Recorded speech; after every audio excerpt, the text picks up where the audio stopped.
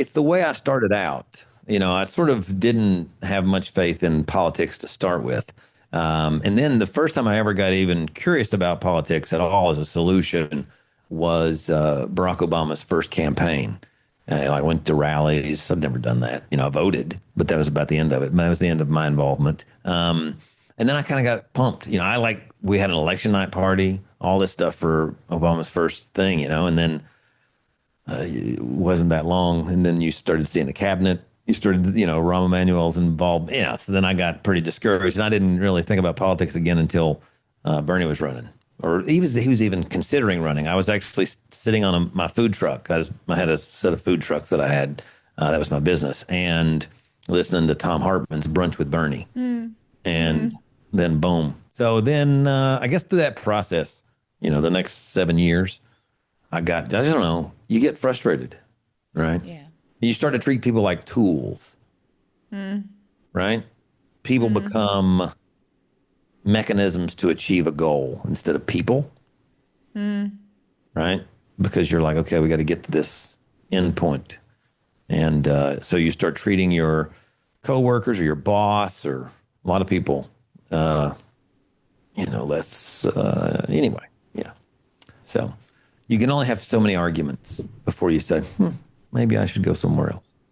I mean, I am curious, Corbin, like, I guess I don't know that much about the lore of the founding of Justice Democrats and brand new Congress and sort of what you were thinking. I remember talking to Kyle Kalinske on the show many, many years ago. I think probably in the context of Force the Vote, about how the hope was that there would be electeds who were willing to take a more adversarial approach. And that was part of what his frustration was with, the squad not acting on Force the Vote.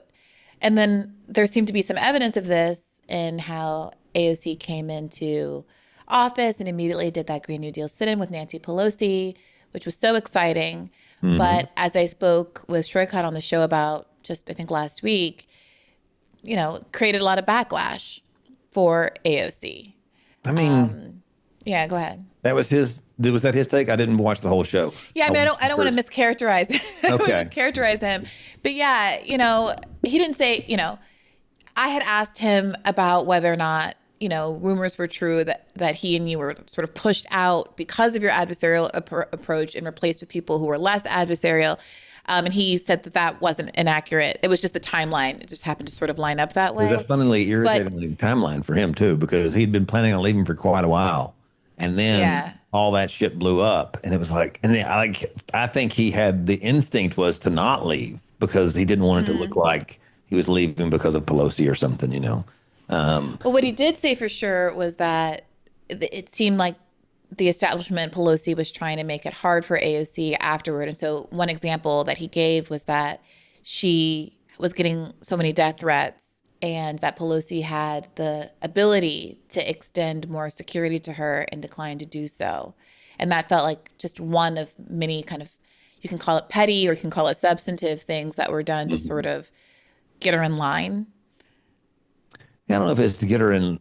I don't think maybe get her in line. Or to punish her for being out of way. I don't know. Yeah. I mean, I think she's a team player, I mean, I think, I think she's, I think a lot of these progressives want to be team players more than leaders. And it's partly because of the ideology of the left, right? Like a Bernie or an AOC or a lot of people, I think their politics are sort of this, based on very much this sort of distributed social movements and sort of almost lacking leadership. There's almost they're almost opposed to leadership in a way, So being part of a team is definitely more, I think, conducive to the way they look at the world and their worldview and their view of organizing too. So, well, help me understand how that sort of played out, because I think there's an argument that says, well, yeah, we wanted the squad to be a part of a team because if they all work together, they can be greater than the sum of their parts, right? And then there was that interview, I can't even remember, was it AOC or one of the others that said, well, we're not actually, the squad is sort of a media creation. It's not like we have any obligation or plan to vote together as a block. Yeah. So, I mean, I guess you asked about the sort of the start of so brand new Congress was founded first. We started that right after he was getting ready to go to California for the primary, and it was clear that that wasn't gonna. I mean, he was not going to get the nomination, right? So I'd sort of held on hope that it was possible. I believed it was possible basically up until it was no longer mathematically possible. And Sure. so Shoykat, Zach, and I left the campaign. And the idea was to take a lot of what we had learned organizing wise, a lot of the policy, a lot of the energy. There was going to be this question of where does the Bernie movement go next? Obviously, what do we Hmm. do next? And the idea was to then convert that to congressional focus, but then do that with something that's big enough because congressional campaigns, generally speaking, aren't that exciting because they don't have much potential to change things. It's, one, two, three. The only things that really pop up is like, oh, we're going to flip a red state blue or a blue state red or, something unusual. The people understand that one member of Congress doesn't have a lot of power. I Sure. think they understand that. So that was the idea is to create a new, but one of the things that I think, and I'm trying to write about it a little bit more because I think it's sort of an important takeaway. Um, One of the things that I think we failed to do that I certainly didn't understand the importance of, our goal for a long time was to recruit, recruit, recruit, recruit. That's what we were doing for the majority of the time. And because the goal was to recruit 100 plus, we wanted in our dreams, we were recruiting 300 candidates. And so we didn't shift mission from recruiting to focusing on anybody's campaigns or building unity among those people. We weren't having regular calls between, we had 12 candidates, I guess, when it was over. So, brand new Congress sort of begat Justice Democrats. We had conversations with Kyle and Cenk. They were going to start a thing. We already had a vehicle and infrastructure. And so we decided to sort of just not merge, but I think at one point we did become affiliated PACs, technically, like legally. But then, anyway, not to get too much into the weeds of that, but then the idea was to build a team. But the mechanisms of building a team, what it takes to actually create unity among candidates, then candidates that win and candidates that lose, is, I think we underestimated, I know I did, underestimated how powerful the team was already that exists in DC. And it's such, down to minutia. Like when you're moving from, California or New York to DC, then you need to find apartments. You need to find, maybe your partner needs to find a job. Maybe if you've got children, they need to find a school. You need to find a social circle, right? Because we're social beings, and the party that exists has those things existed within the party. They can help you find housing. They can help you find, realtors, whatever. They can help you find a great restaurant, just sort of that social support that exists there. And then you've got an office that is intended to do these things, work with legislation, and it's very underfunded. We can maybe hire 16, 18 people if you pay them well. And you don't really have the legislative capacity to write all of your own bills. So you're really leaning on either, there's like a body in the House that helps you take ideas, sort of like Chat GPT might do now, from an Hmm. idea into, a fully written legislative form. But it's still not that well worked out. So you end up sort of leaning on outside groups that are working on legislative pieces, and then you sort of pick those up. So that infrastructure that is lacking as an alternative power center. And we never really built that. We didn't come close to building it. Even something like, we were trying to build right before I left, the thing we were building was a PAC that was going to be running, supporting insurgencies was the idea. But, anyway, the theory of change that I went in was that primaries were the way to build power. It's still what I think, because I think that's what DC runs on its Okay. fear. Okay, so I have a couple of things. I want to come back to why you still believe that primaries are a vehicle to build power. But I am curious about this point about the focus on recruiting and how you had intended to get 200, 300, and Mm-hmm. ended up with, did you say a dozen or so? 12. Yeah. 12. 13. Um, Good baker's dozen. what happened? Well, What it's hard as was shit to do that. what about it? Just finding willing people or finding qualified people or fundraising for those people if they're No, I mean, once we started fundraising early on, when we first started brand new Congress or pivoted to Justice Democrats, the fundraising actually went pretty well early for the candidates. I mean, it wasn't great, but it was good enough to do what we were trying to accomplish. We had 9,000 or so people that had been nominated, and Okay. so we had a plethora of people that were nominated. That's the way AOC came in through. That's the way Cori Bush, Jamal Bowman. That's the way all these people came through this process was through nominations. And the first thing you do is you remove anyone that nominated themselves. Because I Okay. figure if you're in politics and you can't even get one person to nominate you, you probably don't have a shot. So, and I think Sure. that reduced it by about, a third maybe. But then so you're literally cold calling people, right?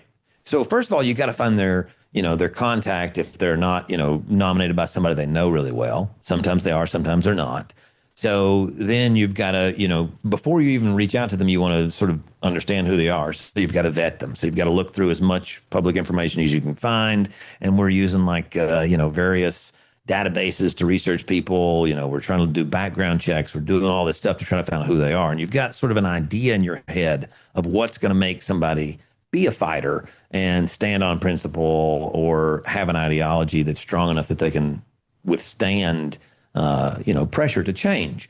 And so then you go through all that and you say, okay, now we think that there's, let's say, 1,000 of these 9,000 we think could be qualified. These could be good potential candidates, right? So then you've got to start trying to get them on the phone or get in contact with them in some way, which turns out to be harder than you would think. And then you do get them on the phone, and then you're going to say, hey, I used to work for Bernie, and I think you should run for Congress. I mean, obviously, that's not the way it started. That's not the beginning, but it was such a zany idea, right?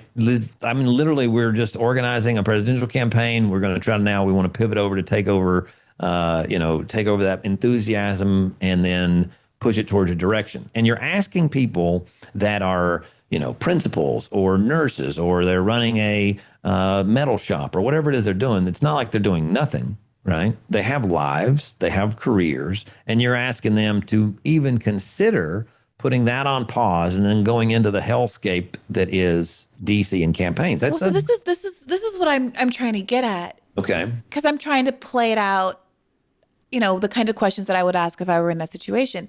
And for me, it would be, am I going to be actually supported in this? Knowing what I know about the emphasis on fundraising and how Mm-hmm. much money comes into play, you know, if if someone were to say, I've got a pack and, this is how much was spent in the last race in this district, and we've got you, 75% of the way there, and I think the money is yours.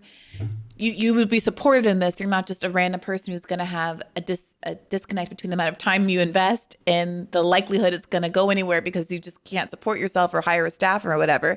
Then I'd be Mm-hmm. like, yes. But if it's just, me and it's going to be a failed venture and I'm going to take a hit, then no. So I am curious, Right. is that the kind of thing people were worried about? Were they worried about the politics that brand new Congress wanted them to have? Were they Bernie-ish but not Bernie enough? Were there ideological misfits?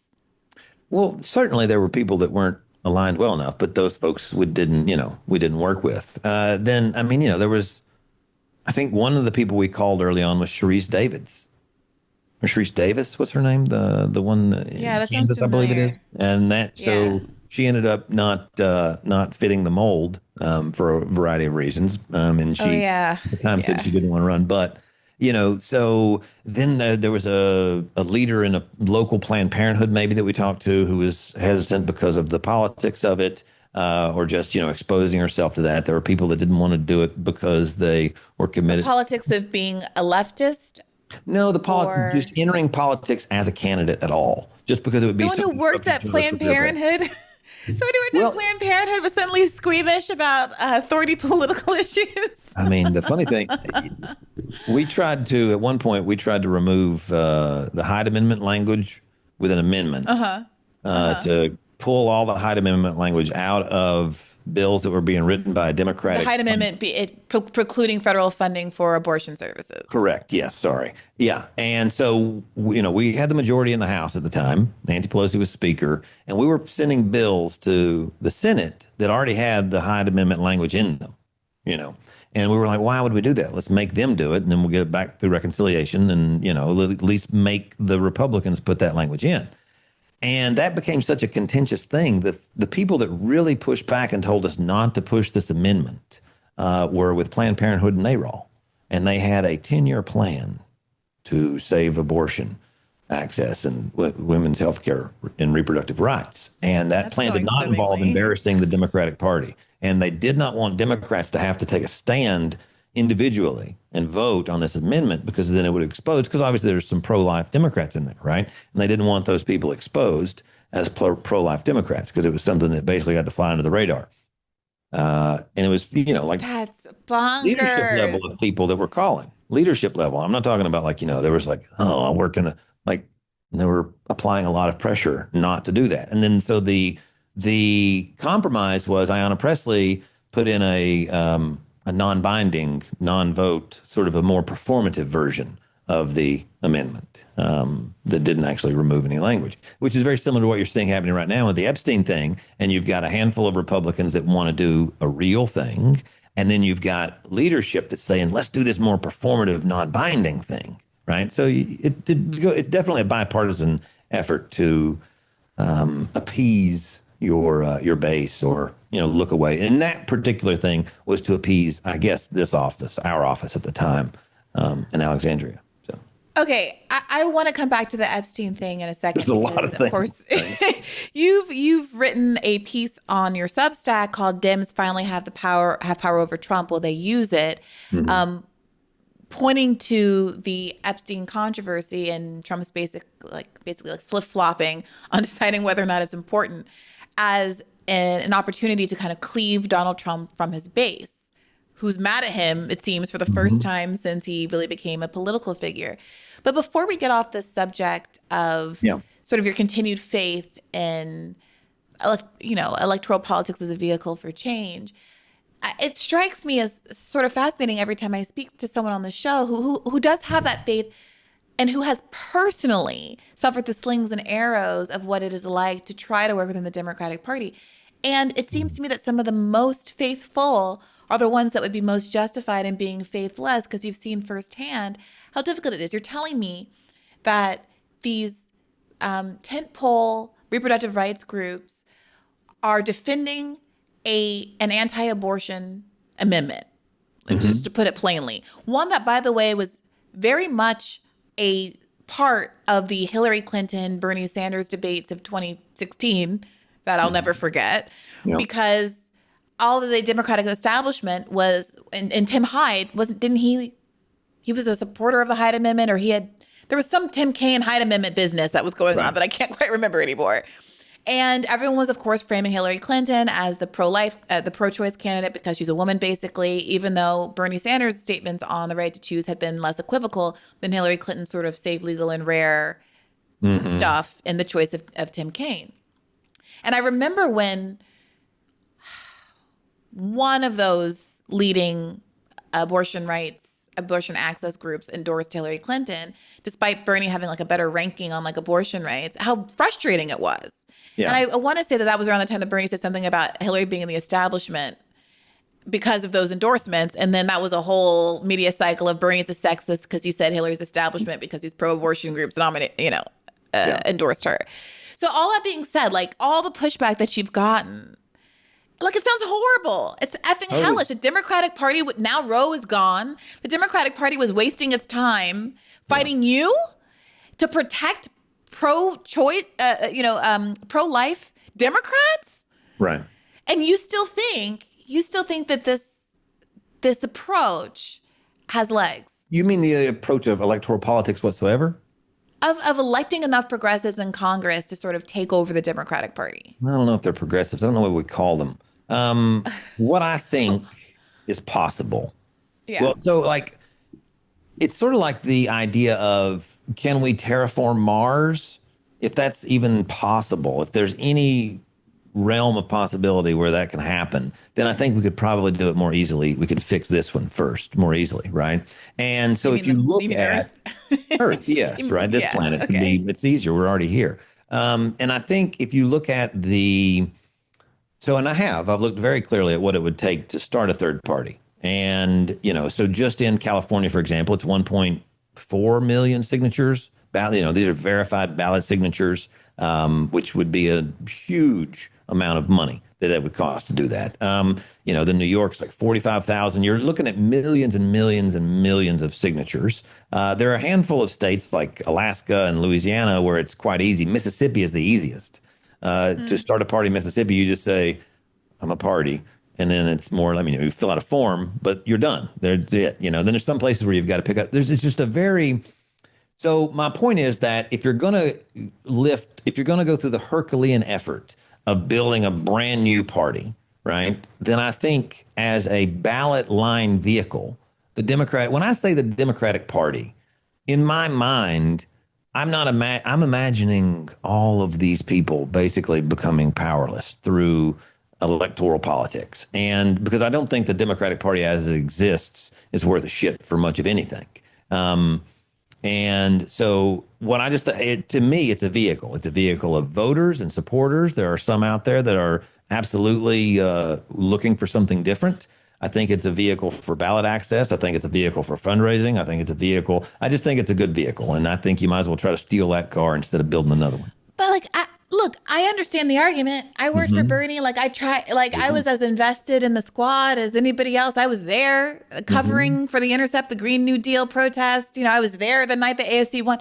I'm not some pessimist who's coming into this with sort of a preformed opinion or some ideological commitment to the fact of third parties being the way forward, as opposed to having come to this conclusion that as difficult as it is to build a third party, I see no evidence that it's less difficult because of what we've all witnessed over the last 8 years or so to work within the Democratic Party. We've seen the Democratic Party rally in a way to defeat the left and to create some of the barriers to starting third parties, by the way, that you just nodded to in various states. I don't think it's an accident that it's so hard in California and New York, blue states, and less hard in Alaska and Mississippi. Right. Well, even, if you want to look at just voting, like a lot of the red states have open primaries, right? Yeah. We have, actually running as an insurgent candidate is much easier. For me to run for Congress, for example, in Tennessee, guess the number of ballot signatures I need, or not ballot, but nominating signatures. How many? 25. Oh. 25 when are you signatures. Gonna run, I could Corbin? run for Senate. I could run for House, right? I could run for whatever I wanted to. And what is it in like a blue, like a different part of the country? Sometimes if it's a Senate race, you're like New York, it's 3% of the gubernatorial turnout. And, it's tens of thousands in most blue states. There's a huge barrier in a lot of these blue states. And why is that? I don't know. So you're making my argument more for me, Corbin. Well, I'm not. No, So tell me why. Why do you still have faith? Do I have faith? I have hope. I don't know if it's hope even. I just think, for example, I wrote a piece today on the tsunamis that are headed towards America, right? Whether it's healthcare, whether it's AI, whether it's climate change, whether it's our continued and unwavering support for horrible genocide, whether it's the militarization of our police forces, the privatization of all of our resources, the amount of shit that is coming our way, that continues to come our way, I think has to be stopped, and I think we have the capacity as a nation to stop it. And for me, it's the easiest way to do it. I still believe it's the easiest. I think in my state of East Tennessee, or in my state of Tennessee, the Democratic Party still has historical roots and ties to things that are more like FDR-ish. Bernie Sanders was thought of highly here.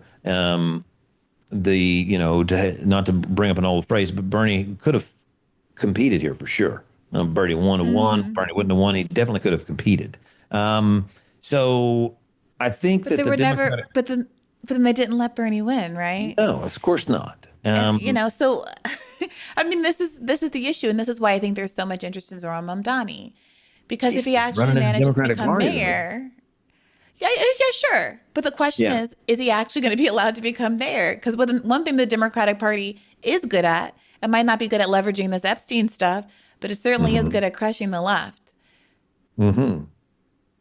So we're all So, waiting but with bated breath. interestingly, I'm Yeah. actually so Mondani, I think, is an interesting one because I think if he does win, which I think it's more likely he wins than not, I Why? would put it like 90-10. Well, I just think he's going to have the momentum. I think he's going to have and the candidates that are running against him, they're not going to, New York's, they're not electing a Republican. That's not going to happen.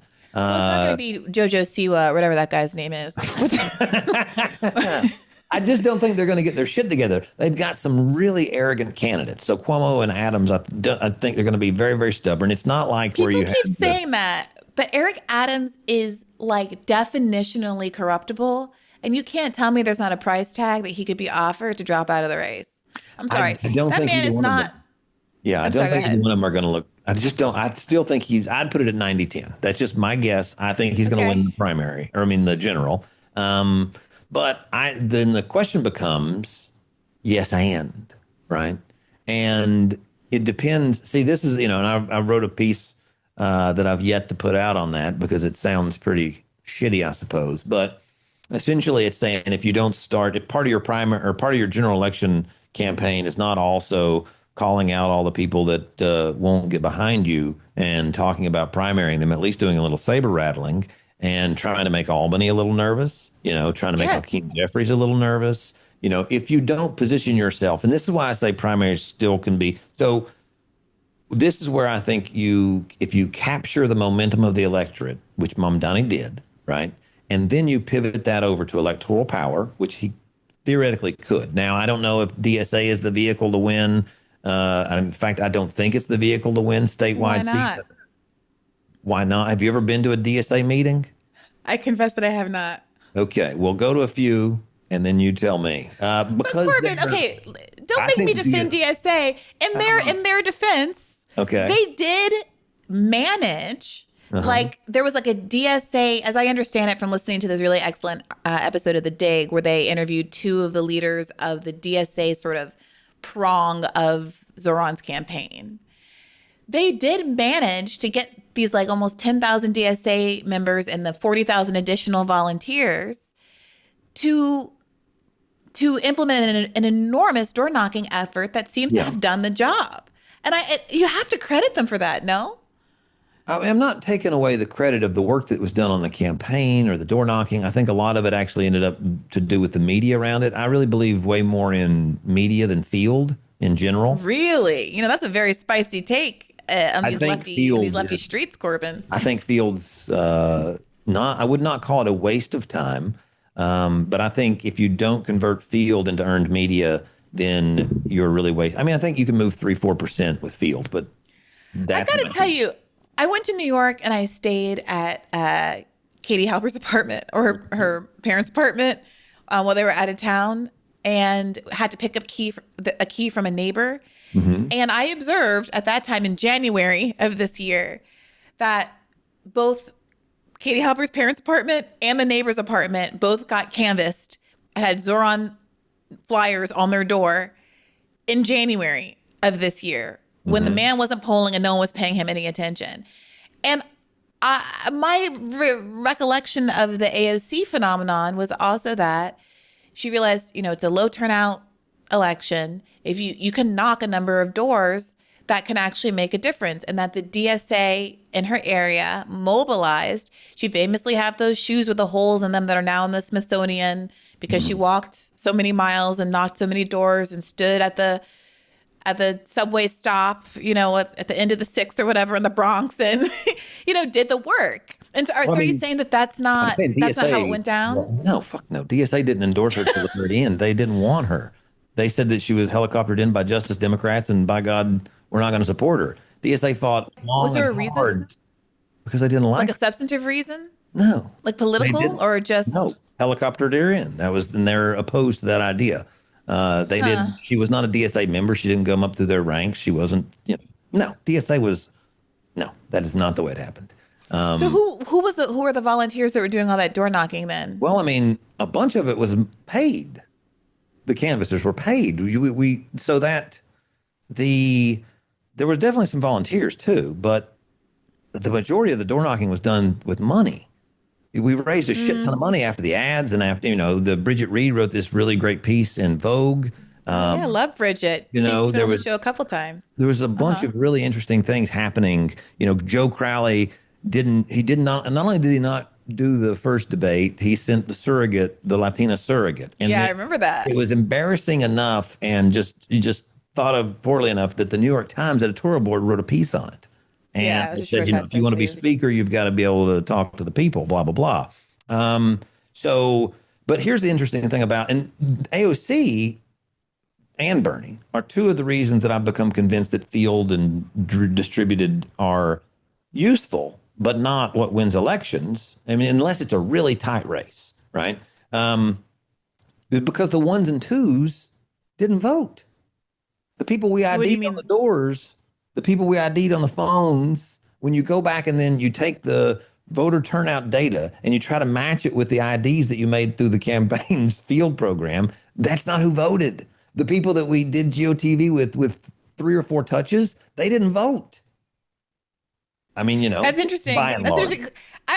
I'm smiling. I'm kind of, I'm titillated by this conversation because I feel like I've gotten a lot of pushback from, more serious, credible leftists who've organized and have been in the space a lot longer than I have whenever I raise concerns about a failure to exploit media. Now, post Zuron, everyone's wanting to talk about media and slow, typeface and whether or not he wears a suit and all of this kind of superficial stuff. But I remember back in in the kind of the post 2020 Bernie era, I had concerns. I was frustrated that Bernie had these big ticket surrogates you probably didn't even know supported him. He appeared on stage at an Ariana Grande concert, and I bet you didn't even know that happened. I Right. bet you didn't even know that she supported Bernie. And at the Right. time, I want to say she was like the most followed person on Instagram. We had Cardi B organically offering the support. Obviously, they did that one segment together in the nail salon. But can you Mhm. imagine if Bernie were nimble enough to like actually use her routinely and repeatedly as a surrogate? Or if he didn't want to sit down with her personally because he was on the campaign trail and he doesn't have like Zoran levels of flexibility, at least allow her to work with other surrogates on the campaign to put more and more content out, including like state specific content as someone who's, a New Yorker. But none of that was allowed. All of the surrogates were very closely kept for reasons that I did not understand. And they also weren't exploited. Emma, the model, Ratajkowski, Mhm. who famously was supporting Zoran and posting about him. She was a Bernie supporter. Does Right. anyone remember that? Like, do you remember her like having any real influence in the campaign? No. So I have been sort of making this argument for a while, and more serious leftists will say to me, "That's not very revolutionary of you, Brianna. It's not. It's bottom up, not top down. That's a very superficial approach." And maybe it doesn't have to be either or, but it has always seemed to me to be that there were opportunities there that weren't being exploited. And it has also seemed to me that Donald Trump understood the value of media to great effect. And it wasn't Clearly, right? necessarily that he was like so organized Well, I mean, and that's and what in he fact, won. the first campaign, both the primary and the general, were famously not organized around anything to do with a field program. Even in the early states where they said that it wouldn't work if he didn't. He didn't do retail politics and he didn't Mm-hmm. do traditional campaigning. In the second Mm-hmm. presidential, they did it, I think, more or less because they found out that they could embezzle more money that way. But, I just don't think that in this particular the scale of mobilization that you would need to, like, the first Bernie campaign, I was on the distributed team, and what we were doing is working in the states that were not the campaign, so like where the campaign wasn't, which it's to start with was 46 states. We had sort of carte blanche to organize there, and I don't know, we ended up with the barnstorm model and the various other things making, I don't know, 200 or 300 million phone calls and I don't know how many texts. And then they got it ramped up to a degree with field and various other things, or, door knocking. And just the response rate on phone calls is abysmal, right? And then if you Mm-hmm. have and then we that got brought into Beto's Senate race, that got brought into AOC's first campaign against Crowley. And we did we took all the things that we'd learned and honed them and then put it to work there. and I made the IDs. We had enough IDs to win ostensibly. And again, like I say, you go back and you look at the voter turnout, you look at the people you ID'd, and that wasn't who won the race. It was people that we'd never talked to. That's who ended up showing up in the large enough numbers to win that campaign. And they heard about it in a more organic fashion because of media. That's my assessment of what happened. Okay, I like it. I buy into it. That being said, like I talked to Shortcut last week, and so two things. One, I have to be honest, my audience is very skeptical for two reasons. Of Sorry what? for all of these sub tiers of his campaign. Oh, okay. One, because they feel that they like the adversarial approach. They're frustrated with AOC and the squad members for being unwilling to take that approach. When I asked him about the willingness to sort of run against Pelosi forcefully and sort of capitalize on how unpopular she is around the country, he expressed some reservations because in San Francisco, he says she is in fact popular. And he may or may not be right. I'm not going to sit here and dictate to him what San Francisco politics are like. But the enthusiasm for him, from my perspective, and I think from the perspective of a lot of the audience members, is really rooted in him, dragging the queen out to the parapet and Right. beheading her, right? Like it's like the thirst for blood against a very corrupt leader is what could make people excited about his campaign. And then second, there are some concerns people have about some of his political donations and affiliations in the past, and wondering if he's sort of secretly under the radar, a tech guy who's sympathetic to this sort of abundance movement. And we talked about that on the podcast. I'm not asking you to speak for him, but like the first piece of it. Sorry. Yeah, all I can speak to, I've worked for him, I've worked with him, I've been hired by him and fired by him, so I can speak to him as a human being. But anyway. Oh, wait, why did he fire you, Corbin? Because I was addicted to OxyContin. Oh, okay. Yeah. Well, fair enough. I thought it was a good decision. Yeah. I had a not a Appalachian experience with an accident when I was in my 20s that led to broken ankles, broken hips, broken pelvis, broken elbow, just sort of shattered my body. And on the campaign trail, it got to the point where I was on my feet so much that I ended up taking, painkillers. And then it got to go figure. They're actually addictive, regardless of what the FDA said and however many Sackler buildings you want to see out there in the world. But yeah, that's why. So anyway. Yeah. Well, I'm sorry to hear that. I mean, it is what it is. I'm just saying, him as a human being. I've not met very many people that have more dedication to doing something good with their time, their energy, and their money than him as a human being, and somebody that's willing to put himself. He was a good soldier, if you want to call it that. He went to work as chief of staff for AOC for 8 months, 9 months, however long it was, and did some really amazing things with Green New Deal. His commitment to transforming the country and the politics, I think, is not questionable, in my opinion, having known him for 10 years. So let me ask you this thing, because I don't want to keep taking. Look, sometimes I feel like a broken record, and I wonder, am I overly focused on like the disappointments of the squad per se in these episodes? But it feels like it would be negligent for me not to ask you about sort of the latest iteration of this, which I'm sure you've been watching over the last few days, where AOC has been very harshly criticized for Is this the Iron Dome vote? Yeah, not voting for the Marjorie Taylor Greene amendment that would have cut all funding to Israel, including the Iron Dome vote. And then AOC having like a two-pronged reaction to this.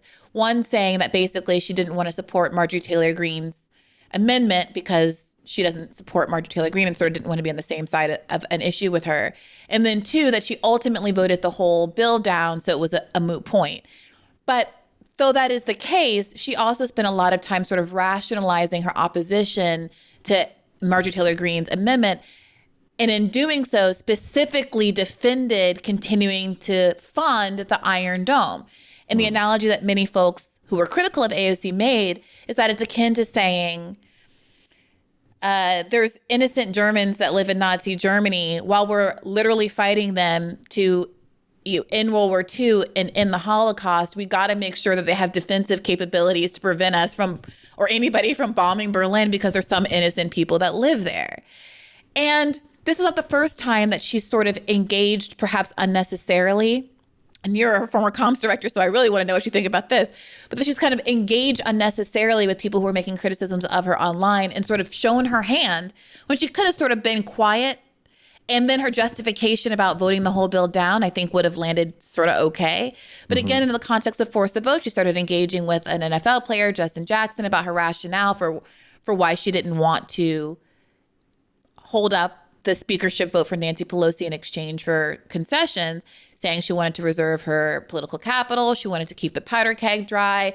She was saving up for a $15 minimum wage, which all in retrospect, we all know none of that happened. She was denied committee appointments. She didn't get anything of it from it. The Build Back Better was bifurcated. They had no power. They got run into the ground. Nancy Pelosi's making her cry on the House floor over an Iron Dome vote. Like none of it seemed to have come to fruition. So I want to ask you what you think is going on with her in these circumstances, again, as part of this broader conversation we're having about why do we think that when the AOCs of the world get into Congress through hard work from people like you, that they will be able to do anything other than be sort of forced to or choose to become more like the establishment? Scale, I think, is the only scale, support, and team. I think of the recipes and mission. So Do you think that if AOC had more, if there were more progressives in Congress, AOC would be behaving differently in this moment? Yeah, I think if it were more acceptable, yeah, 100%. Yeah, I think criticism. But Ilhan Omar and Rashida Tlaib are in the exact same situation. They're very different. I'm sorry? They're very different How people. so? Well, I mean, first of all, they're both Muslim, I believe. And I think they have, I mean, Rashida's grandmother is Palestinian. Yes. You know, I mean, she's Rashida's Palestinian. Palestinian. Yeah. I mean, like her grandmother is living there still, or was. I Yes. don't know still. I think she's passed. I think the whole point was that Israel wouldn't allow her to come back to see her before she passed, if I recall correctly. So I'm just saying that to some degree, you know, it's sort of like when people say like, oh, that's a horrible thing that happened to that lady. I have a daughter and I can't imagine, right? So some people need to have a daughter to think that, you know, sexual assault's bad, or at least to process that, right? And then other people, we tend to look down at it. We tend to not think very much of those folks. Yeah, I'm not, you know, giving you one way or another. I'm just telling the different people with different skin in the game, A. And then, Sure. I mean, I guess my perspective, you know, some people think that, I think there's trust and faith in the institutions that we have. There's trust and faith in the process. There's trust. Based on what? I mean, I don't know. I can't explain Based that. on what? Also, Al Green isn't Palestinian or Muslim, No. right? Like You Thomas mentioned those Massey two isn't specifically. So I was. right. But now let me bring the other. Thomas Massey Tom certainly Massey. isn't Palestinian or Muslim. I think Tom Massey's motivations are very different, though. I think his is all about, you know, where money's going. And I think his are very fiscal and America first. A lot of his But motivations. who doesn't bother me one whit? I'm not saying Those but there is a core, a strong core of an ideology that led to that vote. That's all I'm saying, right? Or of a sure. specific. But how is this different than this Epstein argument that you're making, right? There are these, for whatever reason, of all people, it's like Matt Gaetz, and there's a whole host of Republicans who are mad at Donald Trump from turning tail over Epstein, who are saying, show us the documents. And your point in your article is that Democrats should be exploiting this moment and not doing what Pelosi's doing, which is to say it's a distraction. Is it your sense there's anything the president can do now to get his supporters to move off of the Epstein issue? Should he? Where do you land on this? You know, again, this is a distraction. This is a distraction. We have major issues right here with things we're voting on today in the Congress. Again, in terms of the rescission that the president and the Senate have sent back over us to cut all of these resources out of helping poor people throughout the world, to be America play its leadership role in soft power to keep us safe and to keep us healthy. so that viruses know no boundary. And instead, we're talking about him, about this thing, and his own basis has its own views of what the president should do. I'll leave it up to them to talk it out. But again, whether it's Jeffrey Epstein or Alcatraz, it's all off the subject of what they're doing with this budget that is harmful to the kitchen table, meeting the kitchen table needs of the American people. I want to make sure I understand what you mean when you say distraction. Do you think that Pam Bondi going to Alcatraz is meant potentially as a distraction from Epstein, which has not gone over well at all with the president's base? No, I think they're both distractions. I think they're both. I don't think she's going to Alcatraz. I think she's planned to do that. But I think that they're both. Yeah. And to hammer Donald Trump until you can cleave him meaningfully from his base. This is the first opportunity. How is that any different? Like, whatever the motivations of the, kind of QAnon right, for lack of a better word, right, to get into the Epstein stuff, it's an opportunity. You can see it as an opportunity. Same with Marjorie Taylor Greene. If she wants to cancel funding to Israel while they committed genocide and are fully starving a population of 2 million people to death as we speak, with people like dying skeletally every time I snap my fingers, why the hell would you not be on board with that mission? I mean, you want me to like give you why I think that is, or I mean, about her specifically, or just generally? Or are you asking me about how I connect these things to, the reason I am pushing the Epstein thing to the degree that I am is because I think it's clear, it's present, and it's motivating to human beings, to voters. I don't think power is going to come through applying pressure to AOC or to my guy. But Palestine isn't clear and motivating to voters? Not enough, man. I'm fucking sitting here like right now. If I could turn my camera, there's a a Israeli flag flying at the church across the street from my house. Well, I don't want to dox myself, but I can say that there's nothing but pro-Palestine stuff around my house, and some of which I can see throughout my window. My entire neighborhood's on my porch. But so, no, it's not. It's not. And it that's come on, Corbin. It disturbs me to no end that skeletal children, that the mass and deliberate starvation of an entire population that not only violates every international norm, every international law, that that there are documented cases of IDF people showing them blowing up infrastructure, showing them blowing up schools, that they're kindergartens today. So they double tapped a kindergarten. Right. Sorry. So no, there is no doubt whatsoever that this is a ongoing genocide that not only we are watching, but it's one in which we are participating. We're participating with weapons. We're participating with political cover. We're participating with social cover. And we're participating with the magnification of a term that is a dangerous term, which is anti-Semitism, and the sort of like spreading that out to anti-Israeli. Like, so that would be the equivalent of essentially saying anybody who's anti-Trump, right, and thinks that this is a fucking horrible administration is then somehow like what, anti-American, which people would. Right, but AOC has been criticized for doing exactly that, right? I'm just saying it's not going to work. You're not going to pressure her into doing it. It's not going to happen. So what? Help me understand. Help me understand what you're sort of added. Here's what I don't get. Like, for example, I think climate change is a problem, right?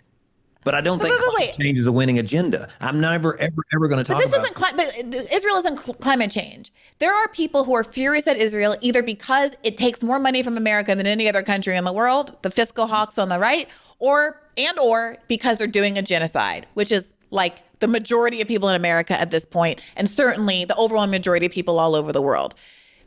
I think there's a lot of evidence that this is in fact a motivating issue, not just because of the unprecedented volumes of people in the streets protesting, but also because of the statistics from IMEU and other groups that have demonstrated that the number one issue for folks that voted for Biden in 2020, but who declined to vote for him in 2024, was Israel-Palestine.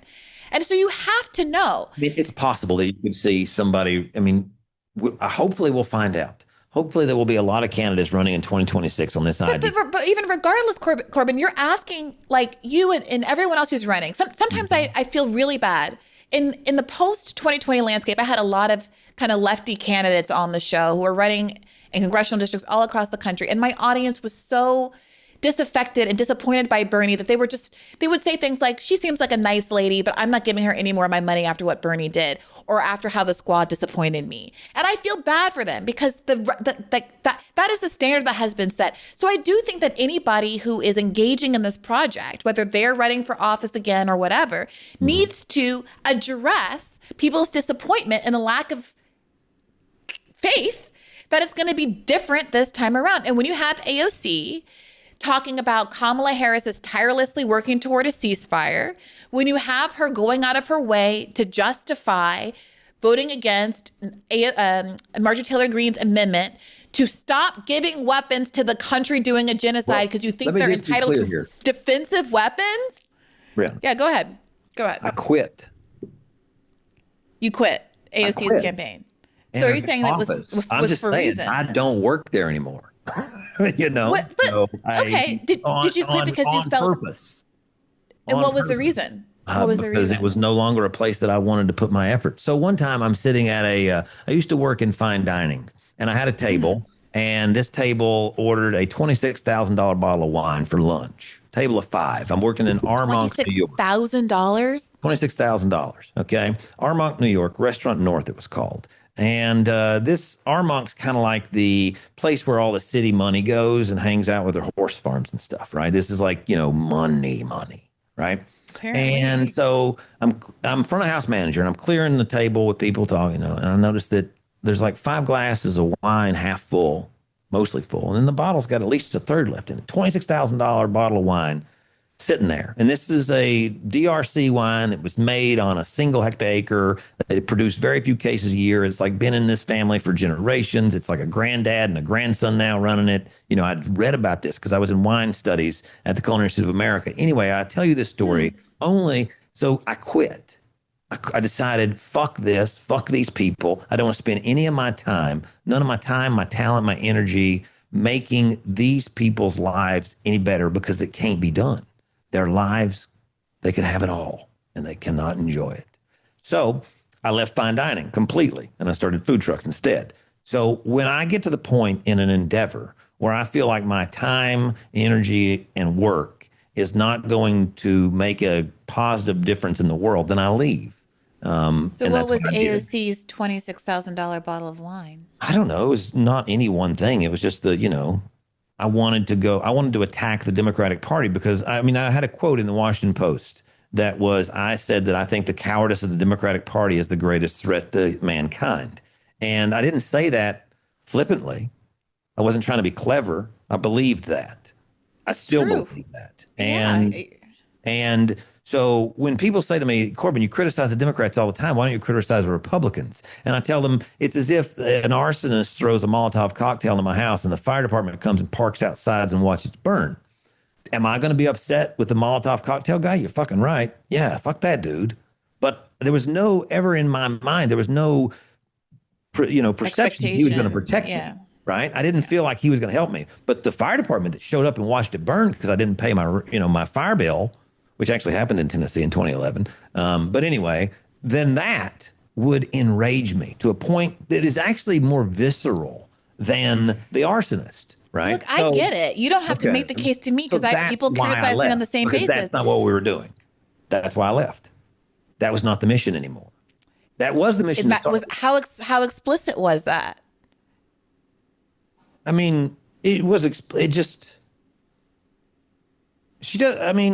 never got very many explicit communications about much of anything. Nothing was very explicit. You just sort of figured it out as you went along. There was no real, it wasn't explicit. It wasn't like, oh, we're not going to do this. It was just clear that's not what we're doing. We didn't talk about Justice Democrats anymore. We didn't help Justice Democrats recruit candidates. We didn't, how explicit was it? It was implicit. It was happening. It was not, or not happening. It wasn't like somebody said. It wasn't like she said, we're not going to do this. Were It you became were you clear. still there? Were you still working with her when that first Iron Dome vote happened? No, no, I left in 21. I left the office in, I guess, 19, something like that. But then I worked on the campaign through Bernie's second campaign. I worked on both campaigns. And then I left right after COVID hit, or right after So COVID. you were there for Force the Vote. Was that the second one or no? Force the Vote happened. I mean, the vote that, wasn't forced would have been in January of 2021. No, no, I left in 20. And so my last stop was, I don't know, November, December of 20, right because I was in Queens right before there was an outbreak in Queens. And then I came back sick as a dog for 10 days. So I think that was like November of 20. It was right when COVID first started. I mean, I can look That it would up. have been the end. Yeah, I mean, so that was when we started advocating for Force the Vote and trying to get, doing Yeah, I phone was on the trees and trying to campaign. I was not on the Hill staff. I was on the on campaign. that side of it. Yeah, and I was working with her and Bernie. I didn't have my influence had waned.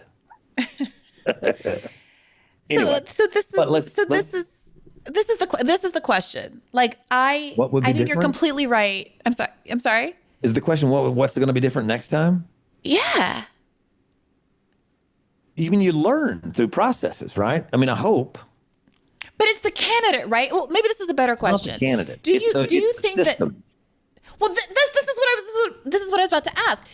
Do you think it's AOC and kind of like personal will or preferences issue, or do you think that as wonderful as she could be and as well-intentioned as she could be, that she's constrained by the system? And if it's the latter, which you seem to have just indicated, then why on earth is anyone else going to do it any differently? Even someone who's as ethical and wonderful, good in all the ways that you've described Shortcut as being, or someone who is inspiring and we all are sort of fascinated by and excited by, like Zoran Mamdani.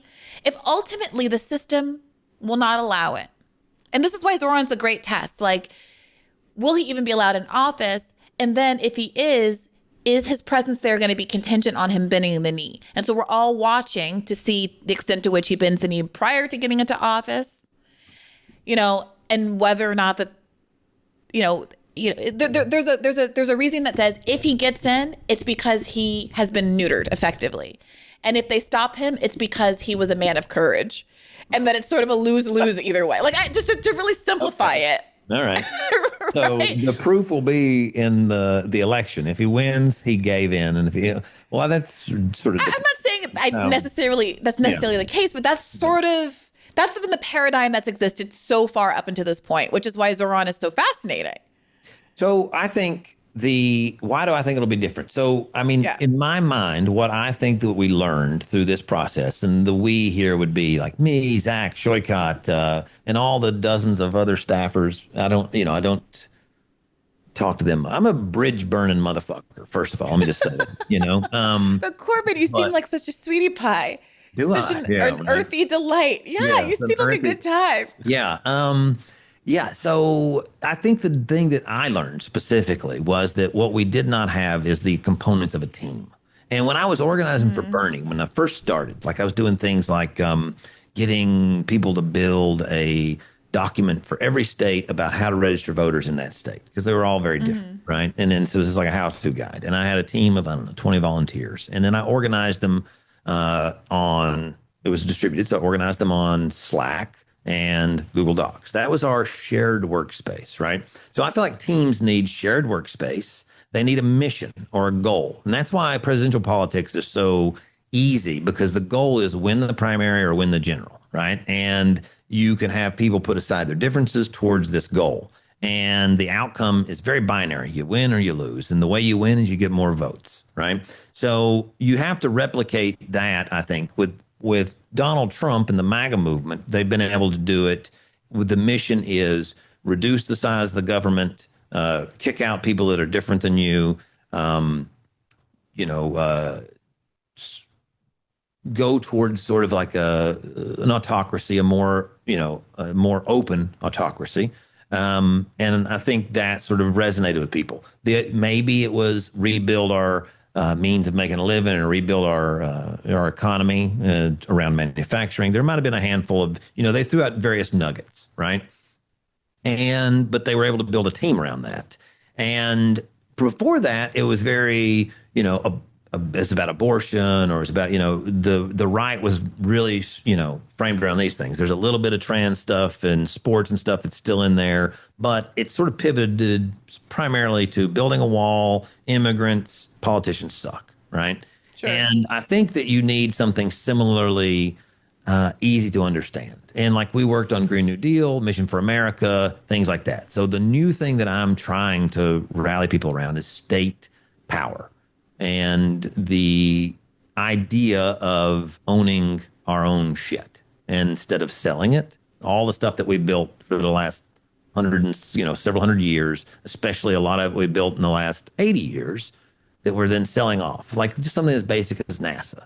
Why in the world? And John Tester was talking about this on a podcast. He's like, well, if Elon Musk backs out of the thing, then all we got left is Blue Origin and Jeff Bezos. And I'm like, well, that or NASA, put it all there.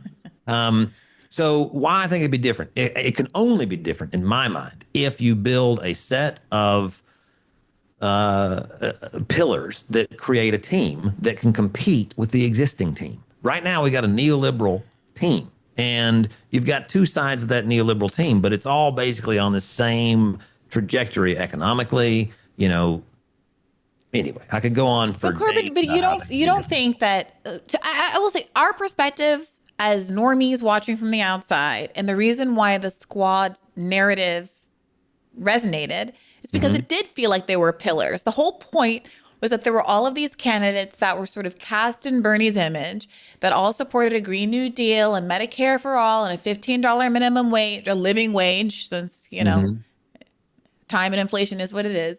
Yeah. The things, more, union protections, worker ownership, like all of the things. And these are also not radical things. These are very popular things, taxing the rich. It's not, prison reform. Like these are not.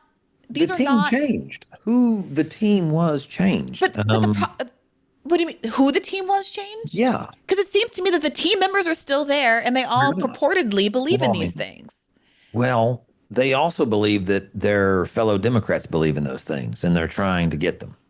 Well, this is the problem. And this is the question about AOC. I don't mean to just make it about AOC, but like she's the most famous one, and here we are. She's the one that keeps kind of putting herself out there. Let's pick Ro Khanna. I think he's Ro is 100%. Yeah. The unwillingness, and this is what comes back to Zoran too, an unwillingness to distinguish yourself from the party that is in fact the problem. As you said with your firefighter watching your house burn down analogy.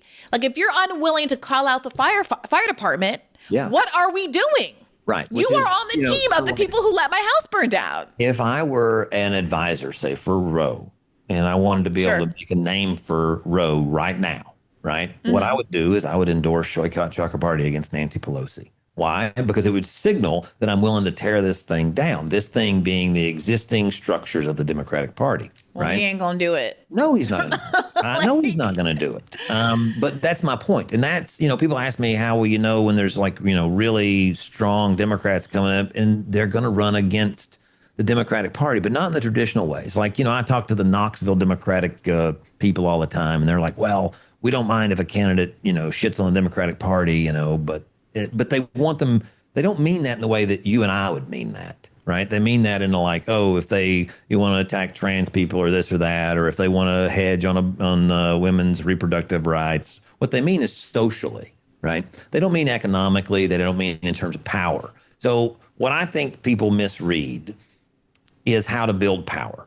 And I think the way to build power is to attack existing power structures. And you don't, I just don't think you're not allowed to do that within the Democratic Party. You're allowed to. People just don't do it. No, you're not allowed to. AOC tried it for a hot second. And I don't know what Nancy Pelosi said or did to her. I don't know if it was the unwillingness to extend her security and she was genuinely afraid. I don't know what was said, or maybe she was lied to, or maybe she just is sort of weak-willed. I'm inclined to believe the best about her interpersonally for the sake of this conversation, but doesn't matter. Like, I'm convinced that she was one of the best we had on offer, and she capitulated. They all capitulated except for Ilhan Omar and Rashida Tlaib. And really, Ilhan Omar's had a couple of missteps herself. So the only one that's really got clean hands when it came to the labor strike that Biden crushed and every other thing is Rashida Tlaib. That's the only one. And you're right, she has skin in the game, and that might be part of why she has more courage than other people. But the labor issue wasn't about her being Palestinian. And she has been the most consistent one. And I give her all the kudos in the world for it. But one courageous woman being elected in Detroit is not the revolution that I think we're looking for. And I know who is willing to criticize the Democratic Party and who could use the help, support, guidance, and talent of someone like you is the Green Party or PSL. I don't really care which one. Like, you know, I'm not an evangelist for one party in particular. But the left quite obviously needs to have the freedom to be critical of the establishment. And there is no greater crime for Democrats than doing exactly that, including, by the way, genocide.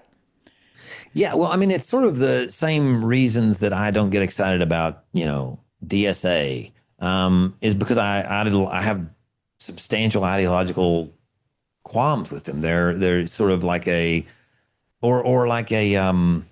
Greta Thunberg, whom I deeply respect in a whole lot of ways, but I think her economic ideas are crazy. Like what? Well, I mean, basically they believe in degrowth, for one thing. I mean, I believe that if she were Lord of the world, she would turn off the faucet tomorrow on fossil fuels. I believe that she would. And then I think, several 100 million people would die pretty quickly.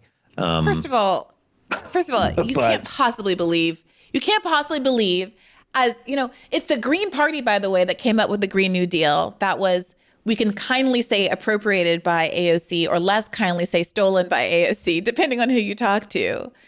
And the whole point of it is, as you know very well, is a just transition away from fossil fuels. Now, I'm not an expert on what Greta Thunberg personally has said or done, but the idea that what's the alternative to degrowth? Degrowth is a word that's applied with a very broad brush. But the point, as I understand it, is that you can't have endless accelerated growth forever. It can't be Matt Iglesias 1 zillion gajillion Americans. It can't be all of these white supremacists. We've got to breed more white babies, or else the population will be too. At some point, I'm not saying we're at capacity. Like, there's a lot more capacity for the planet, and starvation and stuff is happening not because of capacity. That being said, we can't have a capitalist approach to there's I think where my divergence birth rates is. I do believe it's not endless. I'm sorry. Yeah. I do believe in capitalism, I guess, is where I diverge from a lot of these other parties. I think that capitalism and socialism have to coexist in order for either one to work. Because I think by both of capitalism, them do you have mean markets? Monopoly. Yeah, I think markets have to exist. Well, that's like market socialism. Just socialism doesn't mean there's not markets anymore, but it's about the fundamental priority of how you organize society. Is it to make it so that capital flows more freely at any cost, that markets can, quote unquote, thrive at any cost, no matter who the profits go to and who's doing the labor? Or are you prioritizing society and the social benefits and the workers and their interests, opposed to simply the unfettered accumulation of funds at the very top? Both systems have both in them, obviously. We have socialist elements to our capitalist society. But what's your priority? Right. I think that it is and I think that's something that you do with competition. And I think that's markets. That's market and, socialism. That's not. Go ahead. Sorry. Well, I mean, it's market socialism. I mean, okay, so then maybe, and again, I might not be up on all, I'm not aware of the various communist branches, or, I'm not aware of. Me either. I outsource that knowledge to Nathan Robinson, How to Be a Socialist, and other books of the sort. Right. So, what I do believe, I don't know, is that we have to build our way out of this, whether it's healthcare, whether it's housing, whether it's climate change, whether it's hatred. I don't think we cut our way out of it. I don't think austerity gets us through it. I don't think it's a redistribution problem. I don't think that it's right now You we, don't that think it's a America, redistribution problem? no, no, I don't. I think right now America has plenty of wealth, but I don't think wealth, you can't eat it, you can't live in it, you can't You can drive. redistribute it. But then but the problem is then in this particular version of the system, then it just gets sucked back up. Then you just have massive inflation and it just gets sucked right back. Well, I was going to agree with parts of that, but I don't. I don't agree with this framing that if working people have a modicum of wealth, it drives inflation in a way that rich people having obscene amounts of wealth doesn't drive inflation. I also I've think got a conversation coming up soon with Noah Smith about this very thing, and I want to talk about a lot of that there. But I think, for example, we've seen massive inflation due to the vacuuming of capital from the bottom 90 to the top 10. Huge, huge inflation, and you see it in the stock market, you see it in asset bubbles, you see it in the if you look at the chart. So Rand Corporation just did a study recently, or redid their study, that showed that about $80 trillion was absorbed into the top 10 instead of the 90, in the sense that productivity gains went differently after 1975 than they did in the years prior. And if you look at that same time period, you can see S&P, you can see various markets shot to the roof, because what do people with more money than they need do? They invest it, right? And they invest it, and they sort of like any other inflationary process. It's more money than goods, right? Drives up the prices, and that's what happened with Apple. That's what happened with all these multi-trillion-dollar companies now.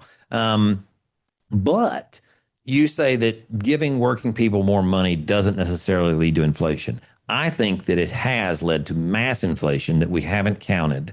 And we're seeing it right now in the cost of housing, education, healthcare, childcare, and various other elements. And where we saw this great growth, I'm sorry, I had to do the. no, go ahead. Is in household income that went up in terms of two people working. And then instead of the cost for things sticking like they were with one person working, they became dependent on the two, right? So they recost everything. I'm just saying So they're going to. your argument is that inflation in healthcare, education, I'm referencing a Fidel Kaboub episode that I come back to a lot, because he pointed out these sectors where inflation that are driving inflation: transportation, food costs, and housing, are because suddenly middle class, working class, poor, I guess people have more money than they have historically. No, it's because you saw the entry of more than one earner per household. And you saw the number of earners per household increasing. So you saw the household income going up. But instead of being treated as a unit individually, you were treated as a unit, as a consuming unit, as a household, right? So the more you made, the further housing went up. And then, no, I mean, it's not the only reason housing went up. Housing went up because it got commodified. Housing, there was a lot of reasons that prices in housing went up. The inventory stuff, the building stuff is an issue. Absolutely. The COVID effect of having the supply chain issues was an issue. Like, there are a lot of reasons why housing went up. And of course, wages have not kept up with inflation. So every day we're confronted with some TikTok or another about how grandmama's house that she bought in 1965 could have been bought with, $100,000 of today's money. Whereas you couldn't buy, I'm not trying to be flip, but you can't buy a trailer in many parts of the country for that amount of money. No, trailers around here are going for several $100,000. Yeah, so not to mention the end of free public education, the middleman extractive realities of our private insurance system, and the delivery a million and one things that have nothing to do with people's salaries, which are in fact lower. And so to look at the fact that CEO pay to worker pay ratios have gone from like 30 to 1 in the 1960s to 400 to 1 now, and say that the issue isn't that the labor, the profits of the labor that all these people are that are going straight to the top, not at all benefiting the folks that are doing the work, is a part of the problem, strikes me as like kind of incredible. What I'm suggesting is that increasing incomes without simultaneously increasing the power of those people that are getting the income Well, will not. who's got increasing incomes?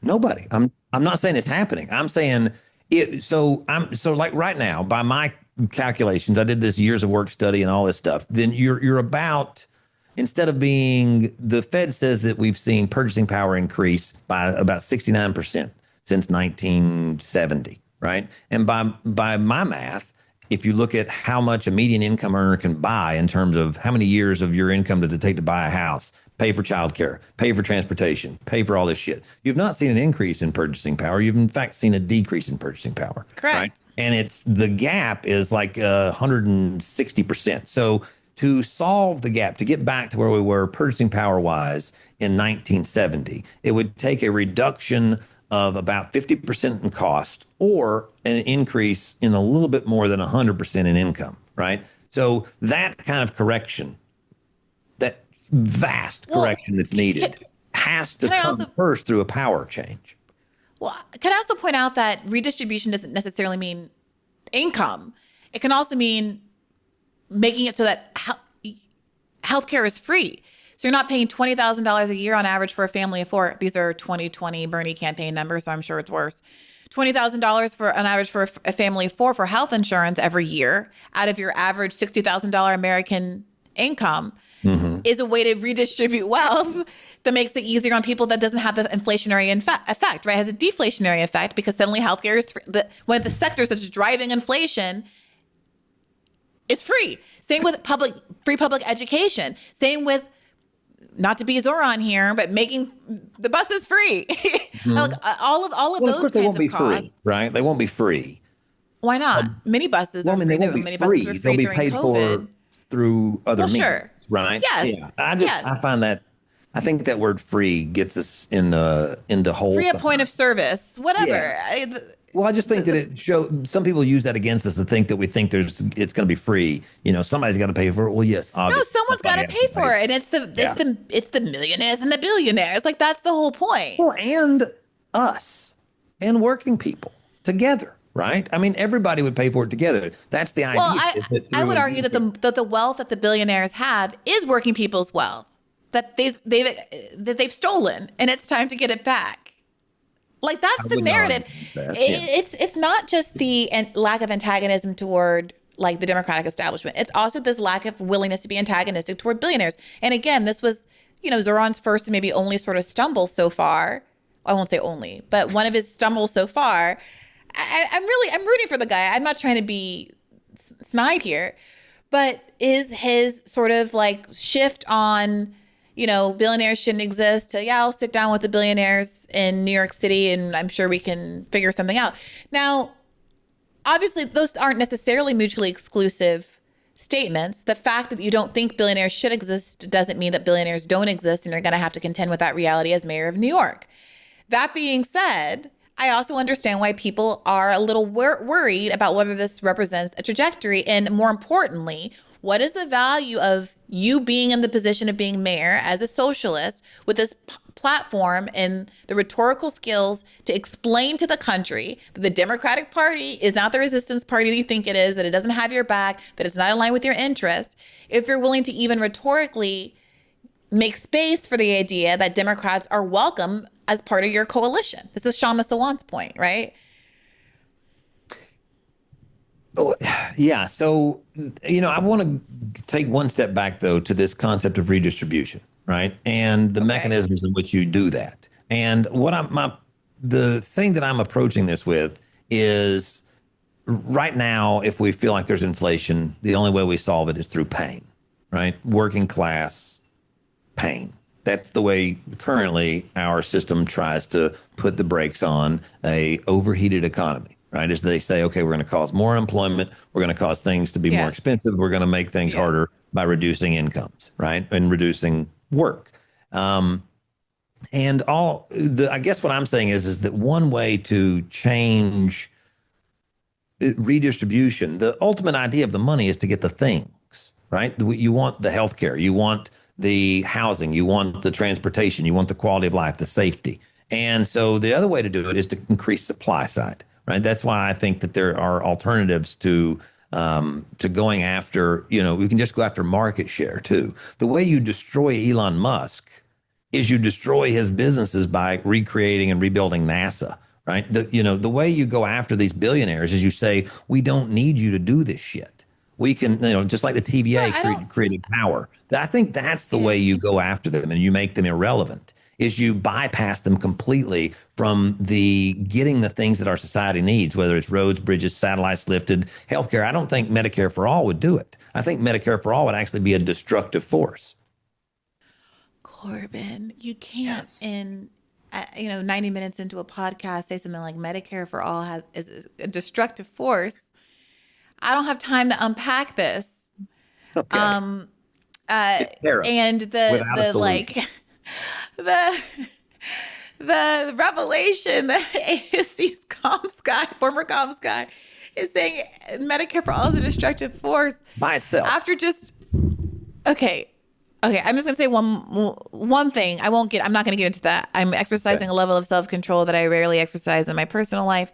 That's good. And I'm letting it go.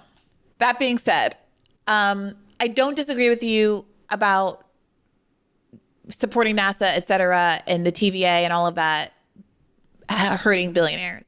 But I want to correct myself a little too, because I've been the implication from what I've been talking about is that we need to tax billionaires in order to fund these social programs, which isn't true. As an MMT person, I don't believe that to be true. But I do still think it's important to tax the billionaires because their political power comes from their money. And you have Cuomo in a campaign like this after he lost because he has money. You had Bloomberg as the Bernie spoiler candidate waiting in the wings in 2020 because he had money. You have Elon Musk being able to fund like 50% of Donald Trump's campaign because of money. You have him then being able to buy all those Starlink contracts that he has because of money. And so I think it's nice to say that we're all just going to I don't mean to mischaracterize what you're saying, but it would be nice if we all just decided like, yeah, we like NASA, we're going to support NASA. But there are reasons why that hasn't been happening and that we've been privatizing all of these, government resources for a long time. And it's because people with money buy votes for that to happen, by candidates to implement policies that are beneficial to them. And so I don't think you can have one without the other, is all I'll say about that. Yeah. It's chicken and egg, I guess. I think that the mechanism to take their money away is more easily done through destroying their businesses by competing with them, and then you can't compete. I think we're as likely. Man in the world. I think we're as likely to build a movement around the idea of a unified reindustrialization and a renewed spirit of innovation and discovery as a nation, as we are to create a big movement around taxes and tax policy. But maybe I'm wrong. These aren't either or either. They're not. You do have to make choices on what you message on and what you run on, right? You do have to make choices about that. What it is that you think is going to motivate your base. And you don't have to exclusively pick one or the other. You can test them. You can A/B this stuff and see what works, right? But I do believe that you've got to find something that competes with MAGA as an idea. Yeah, and by the way, what seems to have worked for Zoran is not backing down off being pro-Palestine in New York. Certainly. I mean, yes, I am about as anti-Israeli genocide as I could possibly. Right, I'm not trying to undermine your personal views, Corbin, but it's about this question. I mean, you seem to suggest earlier in the podcast that wasn't that big an issue for people. And conventional wisdom is that a lot of these kinds of issues are framed as like too polarizing and the left should back away from them. And then I'm not suggesting anybody should back away from them. I don't think you would win or not center them in Tennessee here on that. I don't think that would what do you think? What damage? I mean, do you reflect on what I perceive to be the enormous amount of damage AOC's tirelessly fighting for a ceasefire comment did to the confidence of voters in left electeds? No, I don't really follow what she says anymore. To be honest with you, I have Wait, Corbin, you're telling me that you're not aware of the fact that she took the stage at the DNC no, surrounded by did not pro-Palestine watch protests and her. claimed that Kamala Harris, the Democratic nominee, who had averred repeatedly that she was not going to budge 1 inch from Joe Biden's hug Bibi pro-Israel posture, that Kamala Harris was in fact, quote, tirelessly working for a No, ceasefire. I'm going to tell you that I was not aware. I'm blissfully unaware of that. She is working tirelessly to secure a ceasefire in Gaza and bringing hostages home. I was until now. Well, Thank Corbin, you I, for I that. hate to break it to you, but that sort of shenanigan is exactly why so many voters checked out, could not find it within themselves to hold their nose and come out and vote for Kamala Harris, and why Donald Trump is president in the first place. And I think that if we are back in the electoral realm, having, abandoned doing contracting work for the time being, and are hoping to get more leftists or, a real opposition party elected to Congress, that you got to be sort of aware of how motivating these kinds of issues are. Yeah, and I'm not suggesting that we don't run candidates that are aggressively supporting ending military aid and even intervention into this particular into the genocide happening in Gaza. What I'm suggesting is that we need to have a broader vision for who we're going to be as a nation. Morally, and absolutely, it's going to come down to we need 750 military bases around the world. How are we going to wield American power? What is American power? And I actually don't think that we're going to keep our position in the world with military. We're going to do it by innovating our way out again. We're going to do it by leading the world in improving lives. And, we no longer lead the world in helping people live longer. We're not even doing it ourselves. Used to be, we were creating public sanitation systems, and all these new ideas were coming out of this nation that helped improve the lives of countless people all across this planet, not just myself. But I don't disagree with the utility and the benefit of that sort of a thing. But Corbin, I got to ask you before I let you go also, okay. as AOC's former comms director, what do you make of the choice to sort of be engaging with people on Twitter the way she's been doing? I mean, that's the way she rolls. That's the way she's always rolled. I mean, she does her thing. She shall not be. She's yeah, she does her thing. Was there ever any pushback? Were there ever any moments when you were still working for her where there was a conversation about the utility of some of the tweeting? I mean, she had done a really remarkable job by the time I'd left in building out the brand, connecting with media, connecting with people. She was doing these cooking talks, and I thought I her remember that. performance on social was pretty impressive. Like when we first got there, she was talking about the Harvard Kennedy School and how it was sort of the various classes they were giving. She was opening the curtains behind that and showing how they were kind of like getting into ideological spaces that were pretty unuseful. Sure. And it's But not how do you feel sinister, about but it? so But now, I don't listen to it Corbin, anymore. so you're not aware. Are you also I not do aware not of all have of this to. mishigas about the Marjorie Taylor Greene vote? I've not looked into it well enough to know about it. No, I'm aware that there was that a Marjorie Taylor Greene had an amendment that would stop the flow of arms to Israel and stop funding them. And I'm aware that And the AOC that she voted no on that amendment, but I'm not. Yes, I'm aware of that. But as far as how she's followed up on Twitter about it and stuff, no. I utilize my mute button very effectively. So you've muted AOC. So Sorry, what was that? I just don't need to see. No, I'm just saying, like, no, I'm not aware of it. I'm not aware of it. But I am aware of Matthew Iglesias, and I am aware. I mean, there are definitely people that I see Hakeem Jeffries out there. What I'm trying to do is move into a space where people are going to start trying to go after the power levers. That's and I mean there is power to be captured in this country. There are ways to capture power, and it's not going to be through working hand in hand with existing power structures, whether it's the billionaires, whether it's the stranglehold that capitalism's got on our system as it stands, or the way the Democratic Party wields its power internally. That you're going to have to go after these people. Shoykat is absolutely running against one of the most powerful Democrats in the country. And he's articulated the fact that he thinks it's going to be a team that does it. He's got it on his website, Run With Me. Like, he sees that he by himself, like one of the things that I suggested at one point in the House was that we resign all the committee seats and go on a tour of the country, rallying people to run for Congress against specific people in the party. That's what I think it's going to take. I think it's going to take bold leadership, but with a lot of damn support. And it's going to take some of these people that are donating to these campaigns. And there's a lot of money on the left that goes into some really strange places, but it doesn't build Corbin, infrastructure. I strongly suggest that when this episode comes out, if I'm not on mute, I mute my that Twitter. you go to the You're not. comment section on YouTube or on Patreon. The subscribers are extremely astute and very ideologically rooted.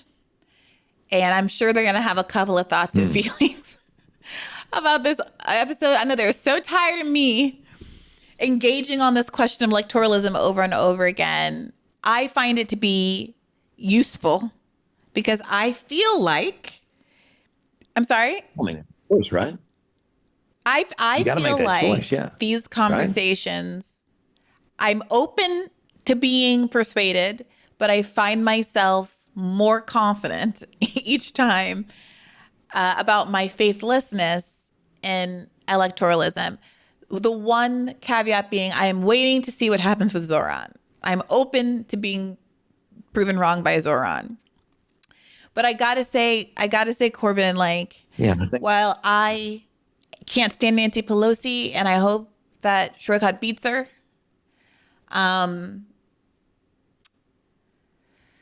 I am extremely skeptical of him being able to do anything other than being less corrupt than Pelosi when he gets there. Less powerful and less corrupt, which is a win, her getting her out.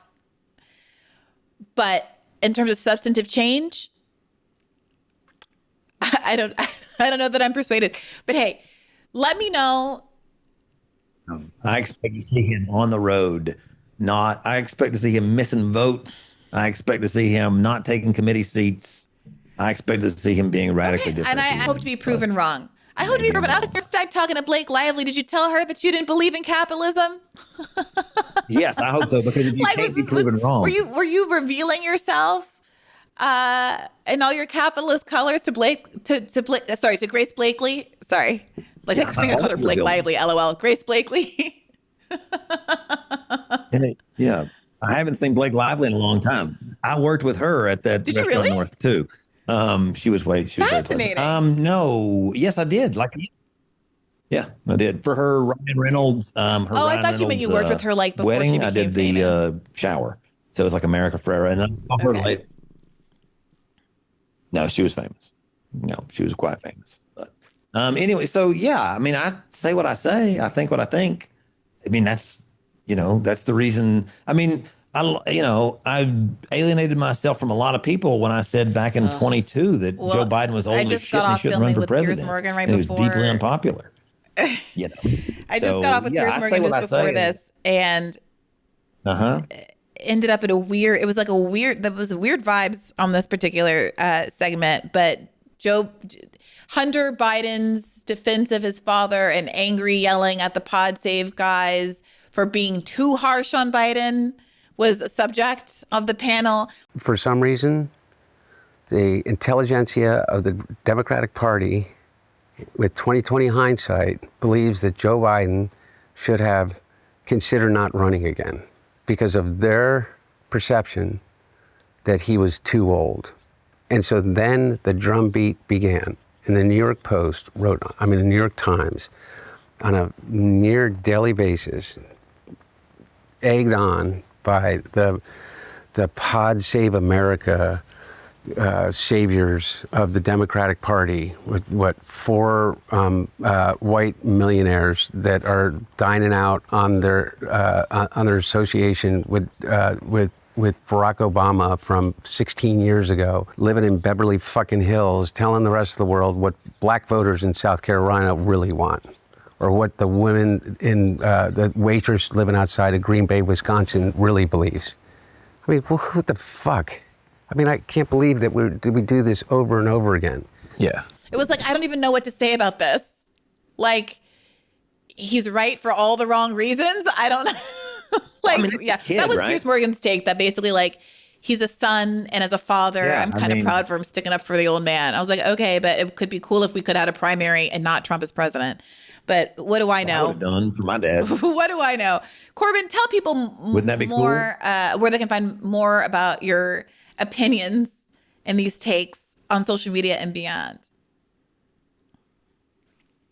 So I've got a Substack at americasundoing.com. That is the easiest way to see what I think. You'll see some videos there, a lot of writing, a lot of ranting. And, if you want to see my ideas on how to solve the crises, that's where to do it. If you want to see me giving much shorter takes, then find me on TikTok. That's where I do more shorter ones. So, yeah, those are the two best places to find me. I've got a podcast on YouTube also, America's Undoing, but it's probably got like 30 views. I just started that. So, well, don't tell people that. Tell them to go and like and subscribe. Do go like and leave subscribe at America's Undoing on YouTube. But unfortunately, when I decided to get into contracting and out of politics, I deleted all of my social media. So I lost a treasure trove of followers.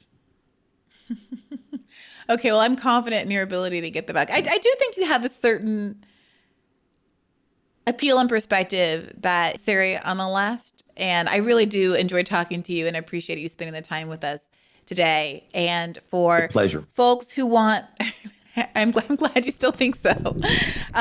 For folks who want even more, we didn't get into as much of the Epstein stuff. I'm so sorry, as I had intended to. You should go over to America's Undoing and read the article in full. And also we have a more in-depth Epstein episode coming up shortly that should satisfy any and all cravings you have for getting into the nitty-gritty of what's been going on with all of that. You can subscribe to listen to that episode and hundreds of other backlogged premium episodes at patreon.com/badfaithpodcast. And don't forget to go and subscribe to Bad Faith YouTube, where you can get a substantial chunk of all the premium episodes posted over there, in addition to the video of all of the public episodes. Remember to take care of yourselves, and as always, to keep the faith. Hey YouTube, thanks for watching. Just a reminder that this is a podcast. You can catch an extra premium episode every Monday for $5 a month at patreon.com/badfaithpodcast. That's patreon.com/badfaithpodcast for $5 a month, an extra episode every week. Additionally, please do consider liking this video, subscribing to this channel. It helps us out. It helps independent media beat the algorithm. We appreciate you. And as always, keep the faith.